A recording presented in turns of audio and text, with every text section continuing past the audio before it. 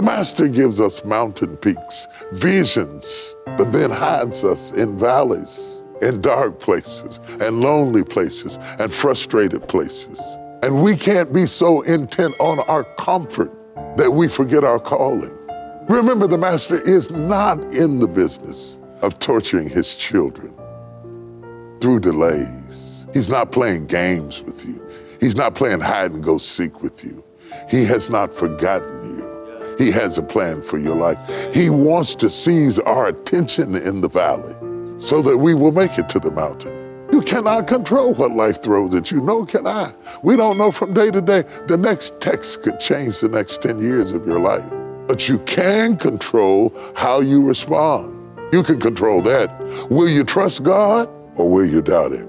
God uses the valley to prepare us for the peaks in life. In fact, if there were no valleys, there would be no peaks in life. He hides his treasure until we are ready to handle them. Because some of the things that God has for you, they are really yours, but the timing isn't right.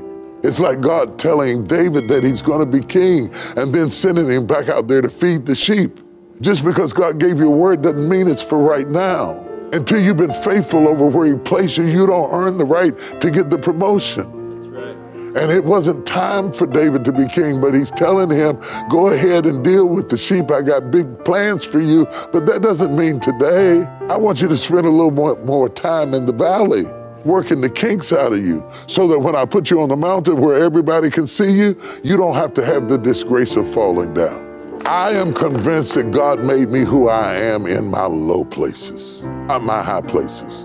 Whenever I'm in a fight with the enemy, I don't tell him about my accomplishments. I tell him about how I made it with no lights and with no water, and how I made it when I lost my car, and how I made it when I thought I'd never get up, because my strength comes from my low places. And I am afraid of people who have no low places.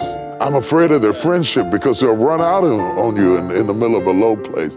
I don't believe them most of the time. That's part of the problem. When you haven't had low places, your character hadn't been established.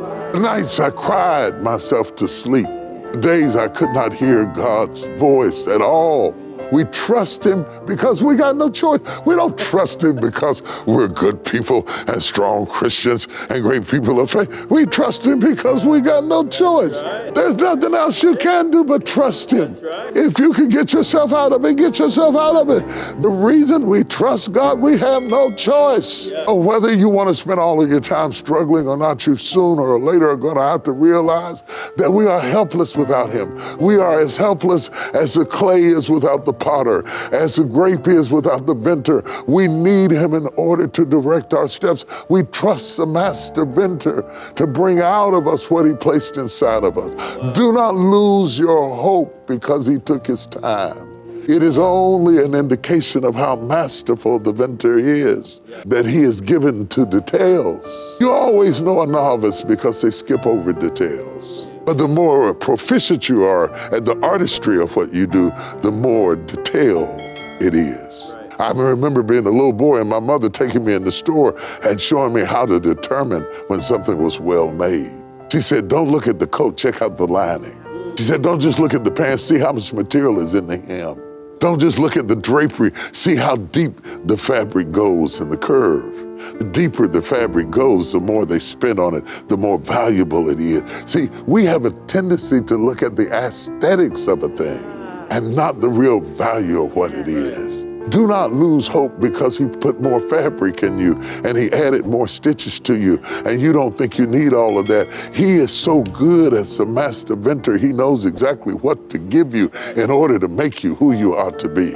Everything in this life is temporal. Everything you got and everything you accomplished and everything you mastered, you will leave. You will leave here just like you came. You came into the world naked, you will leave naked. Somebody will drive your car, somebody will wear your clothes, somebody will live in your house, somebody will get your rings. Everything you attain will become totally irrelevant. This is just a moment to train for what's next, to prepare for what's better, to prepare for what matters.